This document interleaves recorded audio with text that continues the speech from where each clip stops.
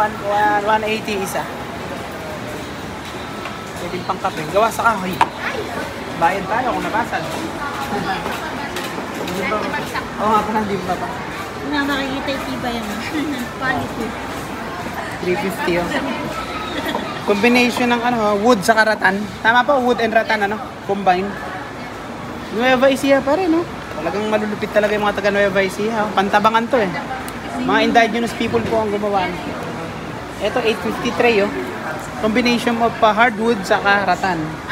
Softwood po. Softwood. Honestly. Acacia po. Acacia, acacia. Okay, yung acacia, sikat na sikat sa atin yan, no? Matibay din yan. Ito may kabigatan, hindi po kanina. Yan po ang hardwood, sir. Hardwood, 220 sangkalan. 220 pesos. Ganda. Meron din 250 sangkalan, no? Parang to? Parang alam mo yung raketa sa badminton? Ganda, oh. Pimpong design.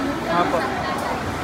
Suportahan natin yung mga kababayan natin indigenous people, especially dito sa Nueva Ecija, gitnang Luzon. Sila ang gumawa nito.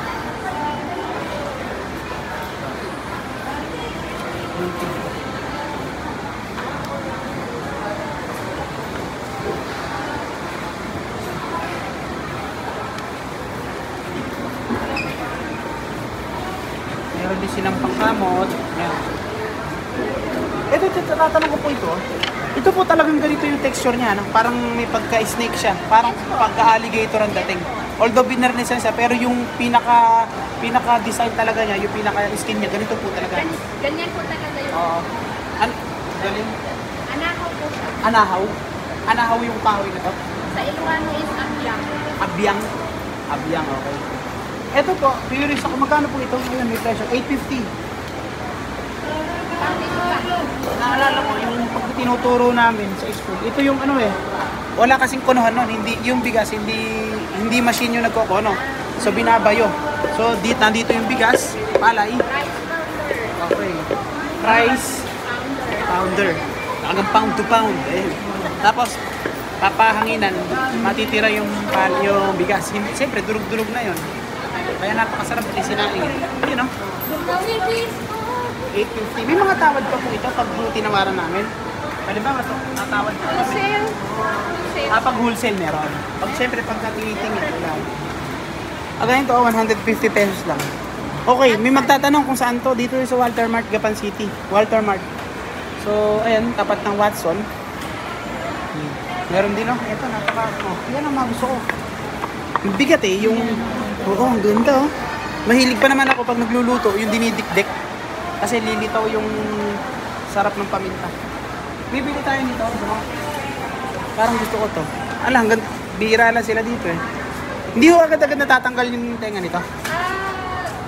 Sabihin, ba siya? Nakadikit lang ba siya o buo to. Hindi siya nakadikit. Talagang buo siyang Ibig sabihin, napakatagal gawin nito.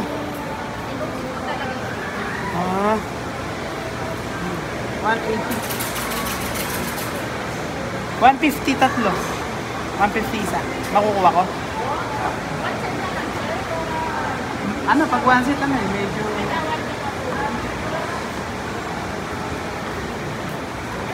Yung halimbawa ligaw may tubig, wala naman barnis yung loob. Kasi lalasa yun. Pag may barnis, cooking oil, yung pinapunta nila. Safe po tayo sa... Kasi pero ito ba yung sabi ko? Ito lang hindi. Kasi baka mamaya magkape ko mamaya. Bagay na bagay ito sa coffee menu natin. Ayan Pakita ko sa inyo Naka 4K po tayo. Nakadikit yun Yun ang kagandahan. Tinanong ko talaga kung yung ba pinako doon o dinikit lang to ng pandikit na wood, yung pandikit ng wood. Ayun Talagang inukit siya dito. So yan, napakasarap magkape. Sa mga dito po talaga dinidikit. Pero pag yung mano-mano inukit, po siya. Ayan, hindi siya perfect kasi mano-mano siya. Hindi machine. So napaka-rare. Ito, maganda rin lagayan ng suka. Lagayan ng alak. Ito ay 8,500. Ito po kahoy nito ay hindi inaanay. Molave. Molave.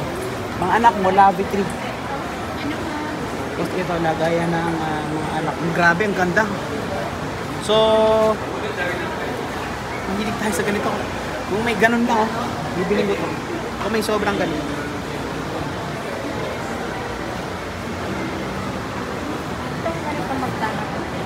Ito. Gumagawa tayo ng paso, di ba? So, ito talaga kahoy na kahoy. 2,500. 2,500. Napakabigat. Ganda. Man, picture mo ako.